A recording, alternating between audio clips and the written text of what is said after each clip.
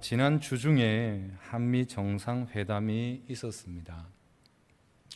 회담 전부터 이 회담을 두고 긍정적으로 보도하는 언론 보도가 있었고 부정적으로 보도하는 언론 보도가 있었습니다. 부정적으로 보도하는 보도의 내용은 대통령 의전에서부터 국격이 실추되었다. 그들의 주장은 백악관 영빈관 격인 블레어 하우스가 아닌 워싱턴 DC 호텔, 그러니까 그 도시의 호텔을 숙소로 사용하는 것은 국격에 맞는 대우가 아니다. 그리고 그 공군 기지에 도착했을 때 통상적으로 미 국무부 의전 회장이 나오는데 부의장이 나왔다. 그리고 그 미국 사람들의 정서야 선글라스를 착용을 하든 말든 상관이 없는데 한국 정서는 적어도 손님을 맞이할 때는 선글라스를 착용하지 않았어야 되는데 또 환영 인사들도 너무 소수였다. 한마디로 국격이 실추되는 회담의 시작이었다. 그렇게 보도를 했었습니다. 그런가 하면 회담을 하는 중에 마지막 부분에서 도널드 트럼프가 그 대통령이 이재명 대통령에게 위대한 지도자다. 그렇게 칭찬을 했다. 그 칭찬 한마디가 한미 정상회담의 전체 성격을 평가해주는 말이다. 그래서 굉장히 성공적인 회담이었다라고 보도를 했습니다.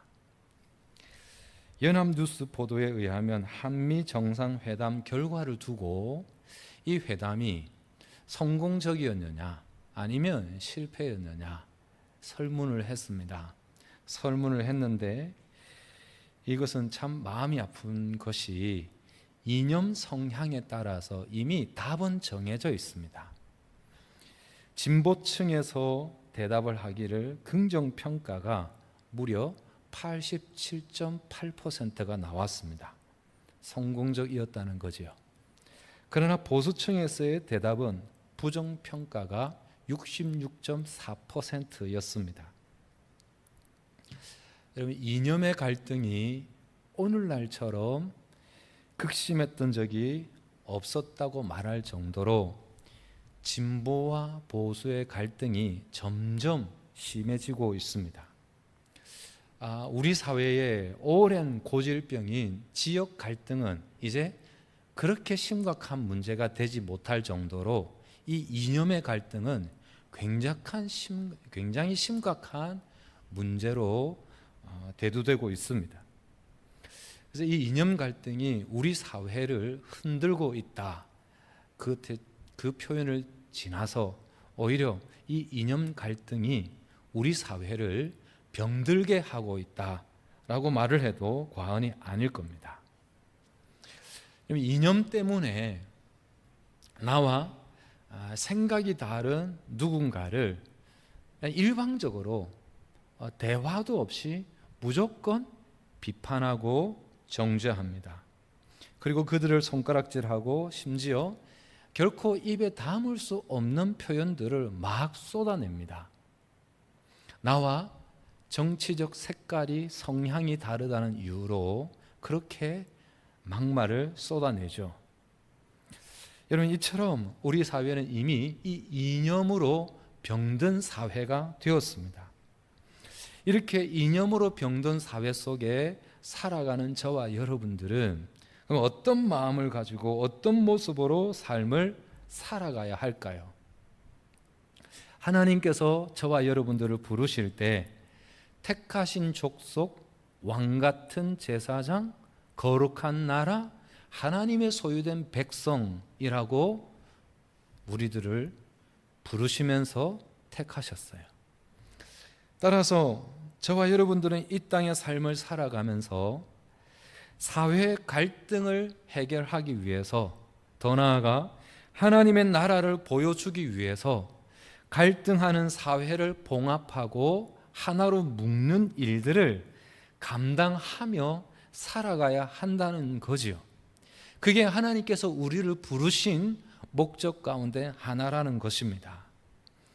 그래서 오늘날 이 시대는 누구보다도 이 세상을, 이 사회를, 이 세상의 사람들을 하나님의 마음과 하나님의 시선으로 바라볼 수 있고 품을 수 있는 사람을 어느 시대보다 요구하는 시대다라고 말할 수 있을 겁니다. 여러분, 오늘 우리가 봉독한 말씀은 오늘 우리가 처한, 오늘 우리 시대와 너무나도 많이 닮은 시대적 상황 속에서 아모스 선지자를 통해서 선포된 말씀입니다. 여러분, 아모스 선지자가 살던 시대의 이스라엘 백성들은 오늘 우리가 그랬던 것처럼 지도자들의 부정과 부패로 인하여서 사회는 혼탁해질 대로 혼탁해져 있습니다. 백성들의 삶은 점점 피폐해져 가고 있습니다. 거기다가 주변의 정세는 언제 전쟁이 일어나지 또 모를 위험한 상황에 놓여 있습니다. 그러는 중에 민심은 점점 더 흉흉해집니다. 그래서 일부 백성들은 이미 삶을 포기한 채, 희망을 포기한 채 그냥 죽지 못해서 살아가는 삶을 살아가고 있습니다. 이런 국가적인 위기 앞에서 적어도 백성을 지도하는 지도자들이라고 하면, 나라를 이끌어갈 정치 지도자들, 종교 지도자들이라고 하면 그 백성들에게, 고통 중에 있는 백성들에게 희망을 주기 위해서 노력을 해야 되는 것 아니겠습니까? 그런데 오히려 지도자들은 그런 백성들의 상황을 이용해서 자기들의 배를 채우기에 급급했습니다. 오늘 우리 시대와 비슷하지 않습니까? 지금 우리 국민들은 경제적 어려움은 물론 이거니와 여러 가지 힘들고 고통스러운 상황 때문에 마음이 너무나 어렵습니다. 그래서 여기저기서 아우성이 터져 나오고 있습니다. 이런 소리가 들려오는데 정치 지도자들은 자기들의 밥그릇을 챙기기 위해서 지역 갈등을 바탕으로 해서 이념의 골을 더 깊이 파 들어가고 있습니다. 정치 지도자들은 말할 것도 없고, 정치를 논하면 여러분 참 할 말이 많죠. 하지만 정치를 논하면 논할수록 스트레스만 받습니다. 그죠? 그래서 정치 이야기는 웬만큼에서는 해서 덕이 되지 않는 것 같습니다. 그렇지 않습니까? 말 나온 김에 말씀을 드리면, 교회 공동체 안에서는 정치적인 이야기를 하는 게 안 좋습니다. 아니, 그냥 하지 않으면 좋겠어요. 하지 마십시오. 왜냐하면 교회 공동체 안에 다양한 분들이 모였었잖아요. 그래서 정치 성향이 다를 수밖에 없어요. 정치 성향이 나와 다른 사람에게 나의 정치적인 성향을 말하면 그 사람이 설득이 되던가요? 내 말을 들어주던가요? 그러지 않아요. 들어주던가요? 여러분, 민주당 지지하는 사람에게 국힘당 말을 해보십시오.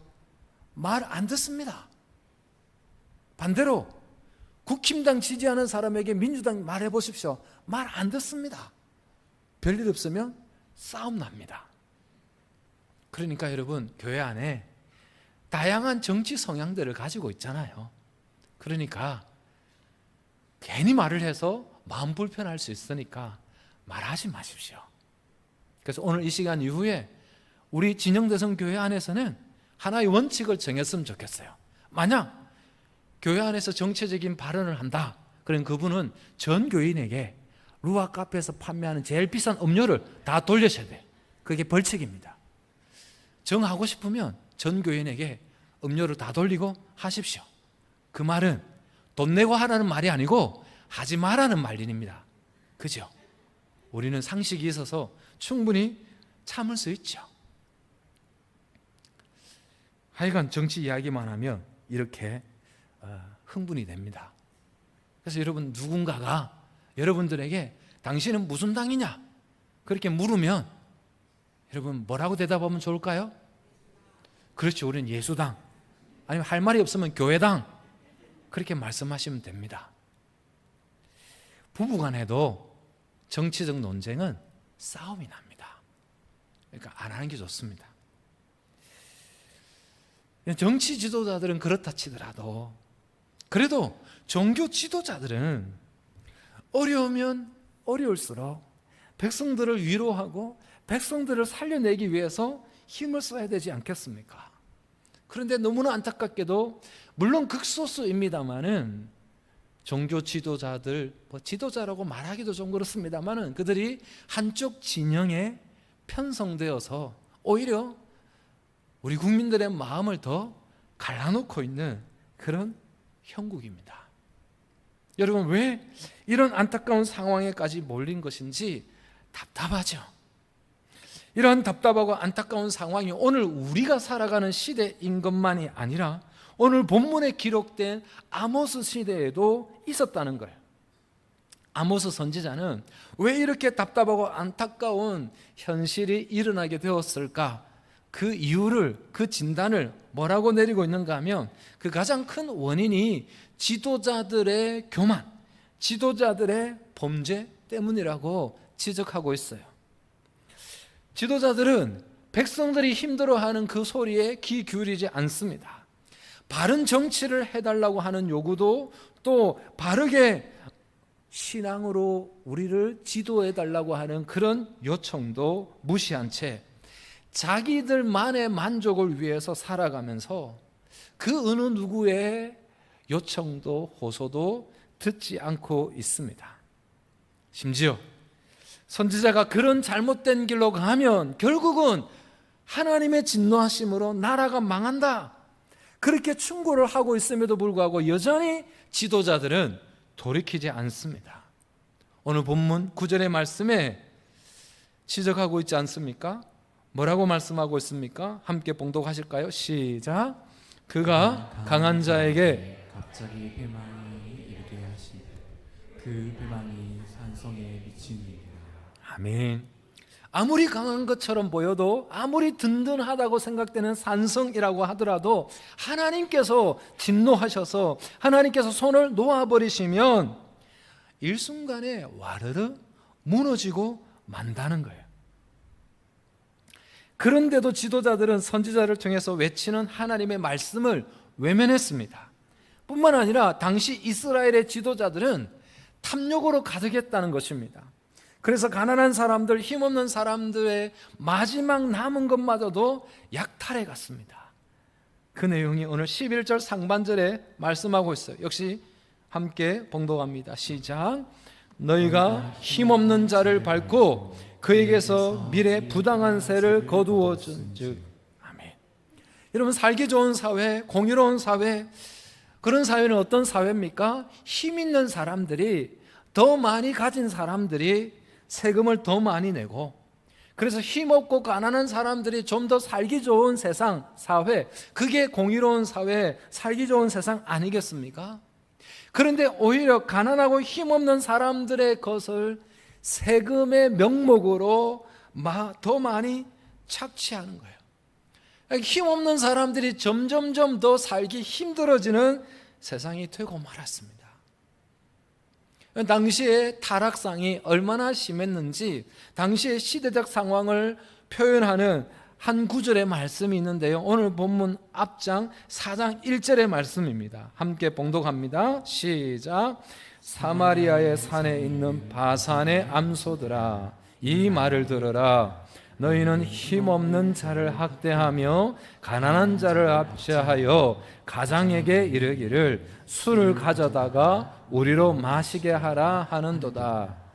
여러분, 사마리아의 산에 있는 바산의 암소들, 이건 비유입니다. 그러니까 지도급에 있는 권력을 가진 사람들의 아내, 부인들을 일컫는 비유입니다. 그 돈 있고 힘 있는 사람들의 부인이 어떻게 하고 있다는 거예요? 매일 잔치를 열고 있는 거예요. 매일 향락을 즐기면서 한다는 말이 자기 남편에게, 힘 있는 남편에게 날마다 우리가 잔치를, 이 향락을 즐겨야 되니까 언제든지 술이 공급될 수 있도록 자금을 준비해 오라는 거예요. 그러니까 힘 있는 사람이 어떻게 할 수밖에 없습니까? 힘 없는 사람들의 것을 더 쥐어짤 수밖에 없는 거지요. 그런 세상이었습니다. 백성들은 점점 삶이 피폐해져 가는데 고위층의 사람들은 향락을 즐기는 그런 사회였다는 겁니다. 하나님께서 바라보실 때 결코 그냥 두고 보실 수 없는 시대적 상황이었습니다. 그들은 하나님을 버렸습니다. 그리고는 우상을 숭배하고 있습니다. 정의도 버렸습니다. 가난하고 힘없는 사람들을 압제하고 착취합니다. 거룩한 삶을 당연히 포기했습니다. 향락과 사치에 빠져서 방탕한 삶을 살아가고 있습니다. 그러한 시대적 상황 속에서 아모스 선지자는 이렇게 살면 망한다, 이렇게 살면 죽을 수밖에 없다, 우리가 살 길이 있는데 그 살 길은 다름이 아니라 하나님을 찾는 것이다, 하나님께로 돌아가는 것이다 라고 선포하고 있습니다. 여러분, 멸망을 막을 수 있는 길은 오직 하나님을 찾는 것이라고 아모스 선지자는 선포하는 거죠. 4절의 말씀입니다. 함께 선포하십시다. 시작. 여호와께서 이스라엘 족속에게 이와 같이 말씀하시기를 너희는 나를 찾으라, 그리하면 살리라. 여러분, 하나님의 간절한 호소입니다. 이스라엘 백성들을 멸망하지 않도록 그들을 그 멸망의 자리에서 건지시고자 하는 하나님의 애끓는 마음이 아모스 선지자를 통해서 선포되고 있는 것입니다. 하나님을 찾고 하나님께로 돌아오라는 것입니다. 여러분, 백성들에게 하나님을 찾고 하나님께로 돌아오라고 선포하고 있는 그 이유가 뭡니까? 지금 그들의 마음이, 그들의 정신이 전부 딴 곳을 향하고 있다는 거예요. 모두 다 딴 곳에 팔려 있다는 것을 전제한 말씀이죠. 하나님이 어딘가에 숨어 계신 분이 아니십니다. 하나님은 언제나 그들과 함께 계셨고 언제나 그들 곁에 계십니다. 하지만 그들은 돈과 향락과 권력에 취한 채 하나님을 보지 못하는 거예요. 그래서 아모스 선지자를 통해서 하나님께서 나를 찾으라 라고 말씀하고 있습니다. 더 안타까운 것은 아모스 시대의 종교는 외형적으로는 매우 번성했습니다. 성소마다 제사를 바치려는 사람들로 가득 찼습니다. 그래서 그 성소가 있는 장소들을 대표적으로 말씀하고 있는 지명이 베델, 길갈, 브엘세바라고 말씀하고 있습니다. 여러분, 이런 곳에서 하나님 앞에서 제사가 날마다 수많은 사람들이 모여와서 지켜지고 있었습니다. 겉으로 보기에는 휘황찬란한 종교적 행위, 열정이 있었습니다. 근데 여러분, 그 휘황찬란한 종교적 행위와 열정이 그들이 바라봐야 할 하나님을 바라보지 못하도록 그들의 눈을 가리게 한 것이죠. 여러분, 종교 또는 신앙, 그 종교와 신앙이 존재하는 이유가 뭡니까? 사람들을 깨우는 것 아니겠습니까? 이 땅의 삶을 살아가는 동안 근신하고 깨어 있을 수 있도록 하는 그 이유가 신앙의 존재 목적 아닙니까? 그런데 그 신앙, 그 종교가 타락하게 될 때 오히려 사람들의 눈을 가리게 한다는 거예요. 사람들의 영혼을 잠들게 만들어 버린다는 거예요. 여러분, 예배를 드리고 제사를 드리는 행위가, 그 행위 자체가 하나님을 찾는 행위잖아요. 그렇잖아요. 제사를 드리는 것이니까 하나님을 찾는 행위인데, 그렇게 길갈에서, 베델에서, 브엘세바에서 수없이 많은 제사가 드려지는 하나님을 찾는 행위가 있는데도 불구하고 아모스 선지자에게 너희는 여호와를 찾으라 라고 말씀하시는 이유가 어디에 있습니까? 이 말씀의 의미가 뭡니까? 그들은 몸은 길갈로 향하고 있어요. 몸은 베델로 향하고 있어요. 몸은 예배당에 와 있어요. 종교적 행위는 있어요. 그런데 예배를 드리면서, 예배를 드릴 때 그 마음 중심이 하나님의 거룩하심을 찬양하고 그분의 뜻을 받들어서 나의 의지와 나의 뜻은 꺾고 하나님의 뜻에 내 의지는 굴복시켜서 하나님의 뜻이 이 땅 가운데 이루어지기를 결단하고 다시 한번 내 마음을 다짐하는 그 자리가 예배의 자리가 되어야 하는데, 그 예배의 자리가 자신의 만족, 자신의 이익, 자신의 욕심을 채우기 위한 자리가 되고 말았던 거예요. 그래서 길갈로, 베델로, 브엘세바로 수많은 사람들이 모여들지만 그 제사의 목적, 예배의 목적을 상실한 예배, 제사, 하나님은 받으실 수 없었던 것입니다. 사랑하는 성도 여러분, 하나님을 예배할 때 하나님의 뜻에 내 의지와 내 생각을 굴복시키고자 하는 마음이 없이 몸만, 형식만 갖추어진 채 예배를 드리면 그 예배 하나님께서 받지 않으신다는 거예요. 여러분, 하나님을 도구화해서는 안 되는 것이죠. 자신의 견해를 관철시키기 위해서 하나님의 이름을 끌어와서는 안 된다는 것이죠. 사랑하는 성도 여러분, 오늘 우리가 봉독한 말씀 가운데 우리의 마음을 불편하게 하는 말씀이 있습니다. 두려운 말씀이기도 합니다. 여러분, 오늘 말씀 6절의 말씀에 뭐라고 말씀하고 있나요? 한 번 더 봉독하실까요? 시작. 너희는 여호와를 찾으라. 그리하면 살리라. 그렇지 않으면 그가 불같이 요셉의 집에 임하여 멸하시리니 베델에서 그 물들을 끌 자가 없으리라. 여러분, 베델이, 브엘세바가, 길갈이 성소가 있는 곳입니다. 그래서 그 어떤 곳보다 거룩해야 할 장소입니다.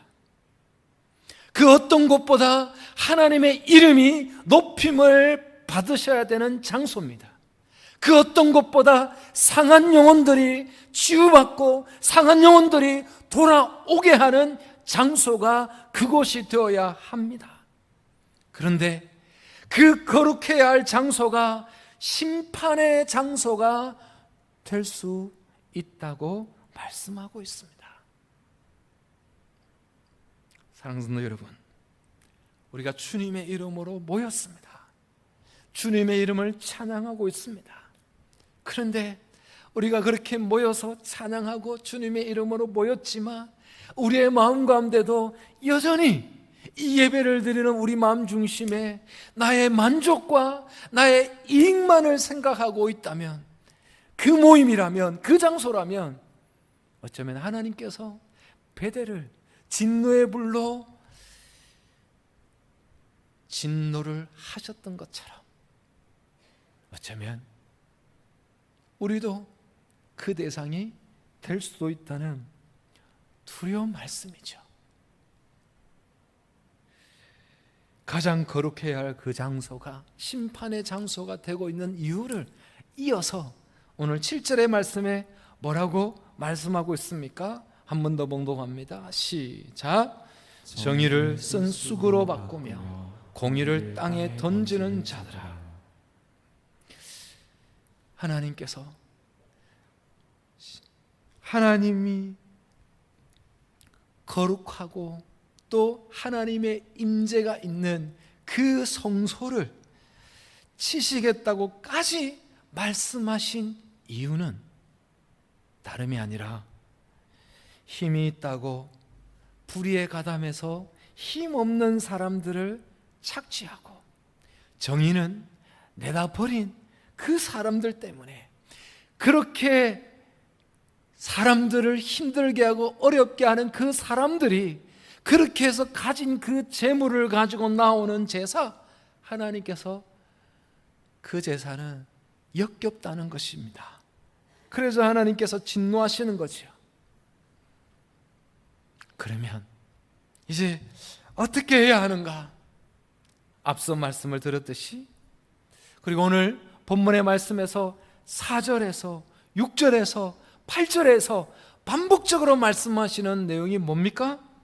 여호와를 찾고 여호와께로 돌아오라는 것입니다. 여러분, 아모스 선지자를 비롯하여서 아모스와 동시대에 활동했던 선지자들이 하나같이 외친 말씀이 뭡니까? 하나같이 외친 중심 주제가 뭡니까? 여호와께로 돌아오라, 여호와를 찾으라. 그 말씀을 동일하게 선포하고 있습니다. 사랑하는 성도 여러분, 우리의 마음 중심은 어디로 향하고 있는 것 같습니까? 우리의 몸이 베델로, 길갈로 가는 것으로 우리의 할 일을 다 했다고 생각하고 있지는 않습니까? 여러분, 옷을 찢을 것이 아니라 우리의 마음을 찢고 하나님 앞에 나아가야 하는 줄 믿습니다. 사랑하는 성도 여러분, 우리가 바라볼 때 지도자들이 마음에 들지 않는 요소들이 있죠. 그래서 그들을 손가락질하고 비판합니다. 그게 우리에게는 너무나 자연스러운 모습이고 익숙한 모습입니다. 저 역시 그렇게 많이 해왔습니다. 근데 오늘 말씀을 준비하면서 또 말씀을 묵상하면서 그들을 향해 손가락질하고 비판하기 전에 그들을 세우신 하나님의 뜻이 있을 거 아닙니까? 인정이 되지 않지만, 내 마음에 들지 않는 지도자가 세워졌지만, 그리고 내 마음에 드는, 내가 지지하는 지도자가 세워졌고, 또 그를 여전히 폄하하고 비판하는 사람들을 보면서 또 마음이 어려운 분들이 있을 거예요. 그리고 그들을 향하여서 역시 비판하고 정죄하는 그런 모습들이 우리들에게 있을 겁니다. 그러나 여러분, 그렇게 하기 전에 먼저는 그들을 위해서, 더 나아가 나라와 민족을 위해서 하나님께서 이 나라와 민족을 향하여 자비와 긍휼을 베풀어 달라고 먼저 기도하는 그 모습이 우리들이 가져야 할 모습이 아닐까 생각을 하게 됩니다. 절망적인 현실 앞에서 우리가 여호와께로 돌아가야 하는 것은, 이 내일이 보이지 않는 이 어두운 현실 앞에서 우리가 여호와를 찾아야 하는 것은, 우리의 힘으로 이 어려운 문제를, 이 난관을 타개해 갈 수 없기 때문이죠. 여호와를 찾을 때, 여호와를 구할 때 대안이, 해답이 우리들에게 허락이 되는 줄 믿습니다. 여러분, 오늘 본문의 말씀, 왜 우리가 여호와께로 돌아가야 하는가? 왜 우리가 여호와를 찾아야 하는가? 오늘 본문 8절의 말씀에 그분은 묘성과 삼성을 만드신 분이십니다.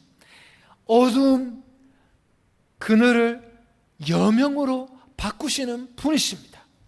낮을 어두운 밤처럼 캄캄하게 바꾸시는 분이십니다. 바닷물을 끓여들어서 온 땅에 쏟으시는 분이십니다. 그런 능력을 가지신 분이시기 때문에 그 여호와께로 돌아가면, 그 여호와를 찾으면 우리 삶에 새로운 변화가, 새로운 시대가 열리게 되는 줄 믿습니다. 혹 세상 어디를 보아도 희망이 없다고 한숨만 쉬고 불합리하고 불평등한 사회 속에서 내가 할 수 있는 일이 별로 있지 않은 것 같고, 내가 뭐 한다고 해서 세상이 크게 달라지지 않는 것 같다고 세상을 포기하다시피 살아가고 있는 분들이 없지 않아 있을 겁니다. 여러분, 그렇지 않습니다. 세상을 향하여 우리가 뭔가를 하는 것은 큰 효과가 없을 수 있습니다. 그러나 이 세상 만물을 지으신 하나님께로 돌아갈 때, 그 하나님께 나아갈 때 하나님의 능력이, 하나님의 은혜가 우리의 삶 가운데, 우리의 공동체와 우리의 나라와 민족 가운데 임하게 될 때 새로운 시대, 새로운 세상이 열려지게 되는 줄 믿습니다. 그렇게 여호와를 찾고 여호와께로 돌아가면 하나님께서 구체적으로 우리가 어떤 삶을 살아가야 될 것인지 보여주십니다. 길을 보여주십니다. 알려주십니다. 오늘 본문 이후에는 그 길을, 그 구체적인 길을 14절 15절에서는 이렇게 소개하고 있습니다. 다양한 구체적인 길이 있는데 그 중에 하나의 길을 소개합니다. 14절 상반절입니다. 함께 봉독합니다. 시작. 너희는 살려면 선을 구하고 악을 구하지 말지어다. 15절 상반절입니다. 너희는 악을 미워하고 선을 사랑하며 성문에서 정의를 세울지라. 아멘. 여호와를 찾고 여호와 앞에 나아가면 하나님께서 우리의 일상 속에서 하나님의 뜻을 온몸으로 받들며 살아가는 것, 그 구체적인 모습 가운데 하나가 오늘 14절 15절 말씀에서 말씀하고 있는 거죠. 선을 구하고 악을 구하지 않고 선을 사랑하고 악을 미워하고 정의를 세우는 것, 이것이 하나님께서 우리들에게 이 땅의 삶을 살아가는 동안 우리들에게 요구하는 구체적인 모습 가운데 하나라는 것입니다. 사랑하는 성도 여러분, 지금 우리의 마음 중심이 어디로 가고 있습니까? 앞서 말씀을 드렸듯이 베델로 가고 길갈로 가는 것으로 우리의 할 일을 다 했다고 말할 수 없습니다. 우리의 마음 중심이 하나님께로 향해야 하는 것이고, 우리의 마음이, 우리의 삶이 하나님의 뜻을 이루기 위한 마음과 삶이 되어야 할 것입니다. 사랑하는 성도 여러분, 오늘 우리가 살아가고 있는 이 시대는 교회의 선교가 답보 상태에 머물러 있습니다. 많은 이유가 있겠습니다만 그 이유 중에 하나가 뭐겠습니까? 예수님의 정신과 삶의 모습은 온데간데 없고 몸만, 껍데기만 베델로 길갈로 나아가는 하나님을 믿는다라고 말을 하는 예수 믿는 사람들 때문에, 그래서 교회가, 선교의 역사가, 사역이 답보 상태에 머물러 있는 이유 중에 하나일 것입니다. 오늘 우리가 살아가고 있는 이 시대는 누군가를 손가락질하고 비판하기보다 여호와를 찾고 구하며 예수님께서 걸어가셨던 그 길을 걷는 것으로 사명을 삼고 살아가는 사람, 일상의 삶에서 하나님의 뜻을 온전히 받들어서 선을 사랑하고 악을 미워하고 정의를 세우는 사람, 이념의 갈등을, 이념의 아픔을 치유하고 하나로 봉합하기 위해서 하나님의 시선과 하나님의 마음으로 사람들을 섬기는 사람, 그래서 하나님께서 부르신 택하신 족속, 왕 같은 제사장, 거룩한 나라, 하나님의 소유된 백성으로 이 땅의 삶을 살아내는 사람, 그 사람을 오늘 이 시대는 찾고 부르고 있음을 기억하면서 우리 모두가 이 시대가 부르고 찾는 그 사람들이 되어서 이 땅의 삶을 살아내는 우리 모두가 될 수 있기를 주님의 이름으로 축복합니다.